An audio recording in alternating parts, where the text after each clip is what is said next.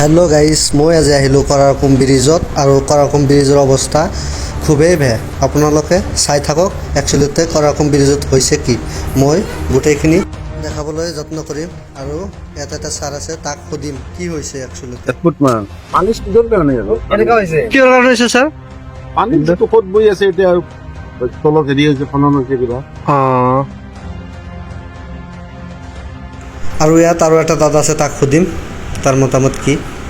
আপোনাৰ এইটো ৰাস্তা যদি এই ব্ৰিজটো যদি খহি পৰি যায় তেনেহ'লে আপোনালোকৰ কি কি অসুবিধা হ'ব? নিশ্চিত অসুবিধা কি অসুবিধা বুলি কথা নহয়, অসুবিধা বহুতেই হ'ব। কাৰণ এইটো ৰাস্তা এটা বৃহত্তৰ কলগাছিয়া এইফালে আপোনাৰ অভয়পুৰী যিটো বিকল্প ৰাজ্য ঘাইপথ, এতিয়া ঘাইপথৰ দলং যদি বহি যায় তেতিয়া কিমান মানুহ হাজাৰ হাজাৰ দৈনিক চলাচল কৰে, সৰু-সুৰা যান-বাহন বন্ধ হৈ পৰিব।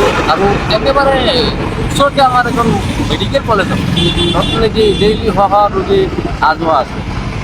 ইয়াত অসুবিধা বুলি ক'লে বহুত অসুবিধা। এইটো ৰাস্তা যদি খহি পৰি যায় তেনেহ'লে বৰপেটা ফখৰুদ্দিন মেডিকেলত কিমান দূৰ ঘূৰিব লগা হ'ব? ধৰকচোন মিনিমাম 50 পৰা 60 কিলোমিটাৰ। আপুনি এতিয়া এই চৰকাৰৰ ওচৰত কি আবেদন জনাব? চৰকাৰ মানে বিভাগীয় কৰ্তৃপক্ষক জনাম অতি সোনকালে ইয়াৰ বিহিত ব্যৱস্থা কৰিব লাগে।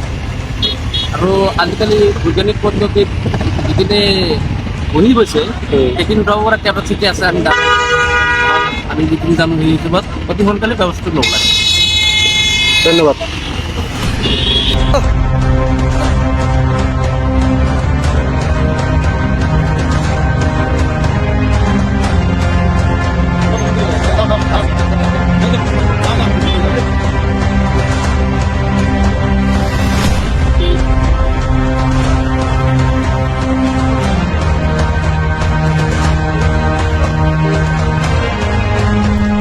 আপোনালোকে চাওক গাইজ, মাজৰখিনিত মিডলত জইন হৈ গৈছে ভাঙি কিনে।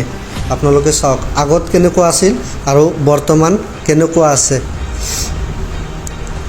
গোটেই ক'ত কি হৈছে আমি আপোনালোকক দেখাবলৈ যত্ন কৰিম। আপোনালোকে আমাৰ অসমৰ বুকু নামৰ পেজটো ফ'ল' কৰি দিব আৰু ভিডিঅ'টো শ্বেয়াৰ কৰিবলৈ নাপাহৰিব গাইজ।